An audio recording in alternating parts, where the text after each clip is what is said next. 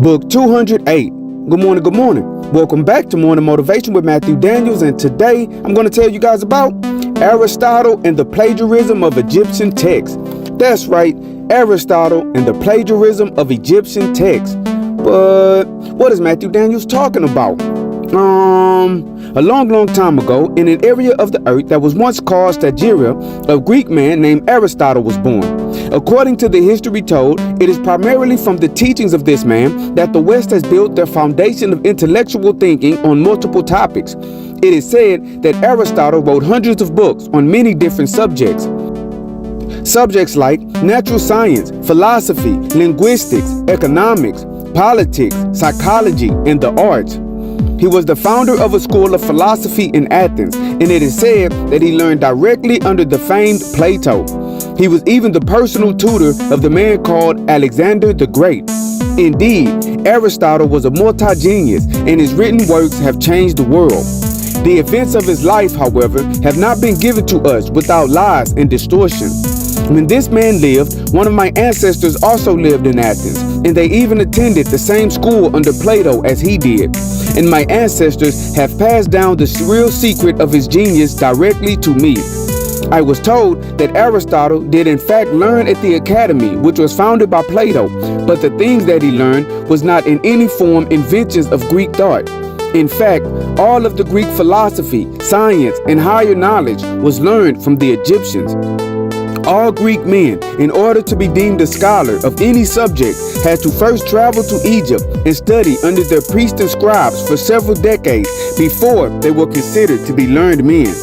Even the Greek gods themselves were for the most part reinvented Egyptian gods. Herodotus of Halicarnassus tells us this in his great work, The Histories. In the ancient world, it was no secret that the knowledge of all subjects was known and taught in Egypt, and the Egyptians had scientific treatises that went back thousands of years. Even Plato himself and the man called Socrates went to Egypt to study. Then, these great men of history brought their knowledge back to Greece and began to educate and elevate their brethren. When men like Aristotle began to write their hundreds of books, they were really only translating Egyptian texts into their own language. And over time, the original authors of these world-changing texts were lost, and the Greek world gave credit to the ones who brought it to them. This is why Aristotle was able to write about so many different subjects. He simply reiterated what he learned from the Egyptians, and he did his best to give his people as much Egyptian information as possible. In the ancient world, the Greeks actually gave credit to the Egyptians for educating them. But in these modern times, for racially motivated reasons, the source of this knowledge has been hidden. And instead of saying who really created these monumental ideas and thoughts, it is only said who brought it to the Greek world.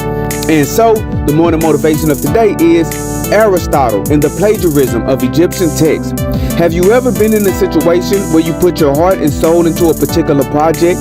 You gave your time, energy, and resources to the creation or completion of a thing, and that thing stood as a testament to your hard work and dedication. And then, after you have created your masterpiece, someone else came along and took your design and your template and created a masterpiece of their own. But today, do not be discouraged if your creation has been stolen. Instead, stay focused on the goal. Think your way through the problem and create a way to retrieve that which has been lost. If you were smart enough to create it, I have no doubt that you are smart enough to take it back. However, you must do this without making things worse for yourself. So, plan your next move. Stick to the plan and always strive to do that which is good. And remember, you are awesome, you are amazing, you are wonderful, and you are great. And you are going to change the world. I just hope I'm still alive to see it, family. I'm out. Good morning.